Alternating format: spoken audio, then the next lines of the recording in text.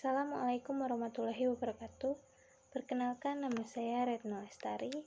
Di video kali ini saya akan mempresentasikan materi peramalan. Apakah peramalan itu? Peramalan yaitu aktivitas memprediksi atau memperkirakan apa yang akan terjadi di masa yang akan datang dengan waktu yang relatif lama. Tujuan peramalan yaitu untuk memprediksi prospek ekonomi dan aktivitas usaha dan juga pengaruh lingkungan kepada prospek tersebut.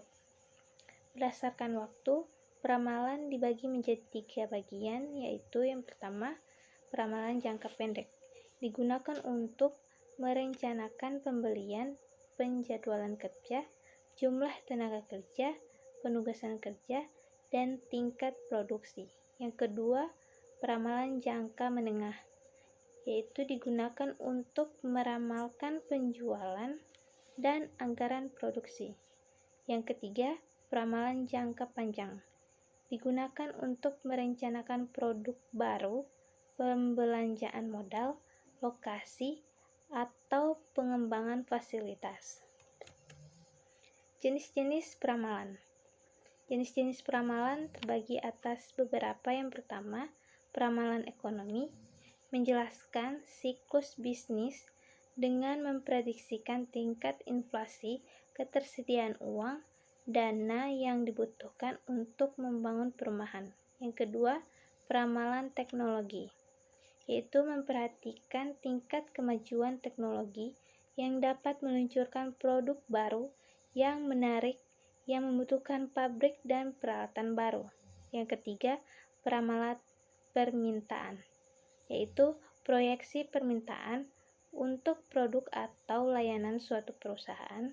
Disebut juga peramalan penjualan yang mengendalikan produksi, kapasitas serta sistem penjadwalan dan menjadi input bagi perencanaan keuangan, pemasaran, dan sumber daya manusia.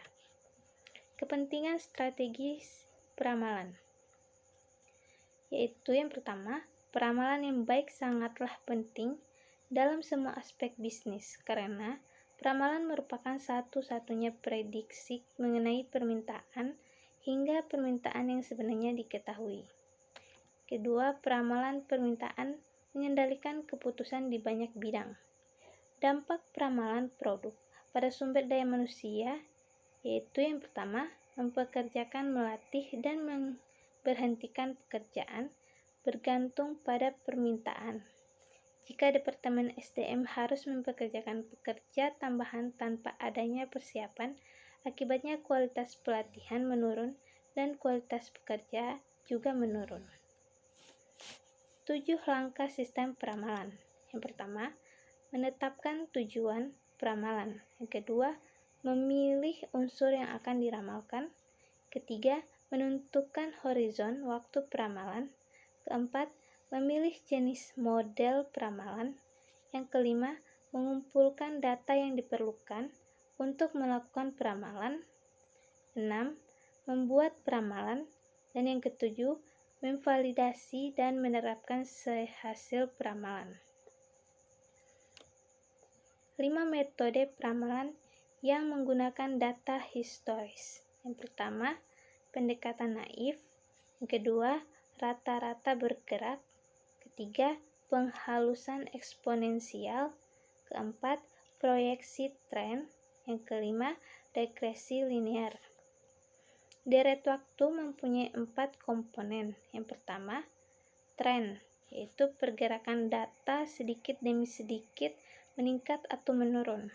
Yang kedua, musim, yaitu pola data yang berulang pada kurun waktu tertentu. Ketiga, siklus, yaitu pola dalam data yang terjadi setiap beberapa tahun. Yang keempat, variasi acak, yaitu variasi pola acak tidak mempunyai pola khusus sehingga tidak dapat diprediksi. Sekian presentasi dari saya. Jika ada kesalahan mohon dimaafkan. Assalamualaikum warahmatullahi wabarakatuh.